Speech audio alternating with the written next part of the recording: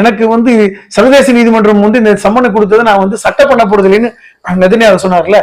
இன்னைக்கு ட்ரம்ப் என்ன சொல்லியிருக்காரு தெரியுமா? யாரை வச்சுக்கிட்டு சொல்றாரு? நெதன்யாஹு பக்கத்துல வச்சுட்டு சொல்றாரு, என்னுடைய நண்பனுக்கு பிடிவாரன் கொடுத்தாங்கல்ல நீதிபதிகள், அமெரிக்கால கால் வைக்க கூடாது. எப்படிப்பட்ட ஸ்டேட்மெண்ட்?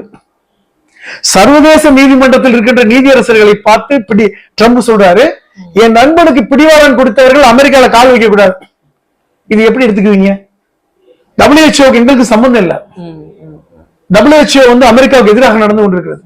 இது அதிரடியான ஸ்டேட்மெண்ட்ன்றதோடவும் கொஞ்சம் அராஜகமான ஸ்டேட்மெண்டாவும் நம்ம எடுத்துக்கலாம். அது இந்த தேர்தல் சமயத்துல கல்பனா ஹாரிஸ் ஒரு ஸ்டேட்மெண்ட் கொடுத்தாங்க, ட்ரம்ப் வந்து மீண்டும் ஆட்சிக்கு வந்தால் ஒரு கோமாளித்தனமான ஆட்சி நடக்கும் அப்படின்னு சொன்னாங்க.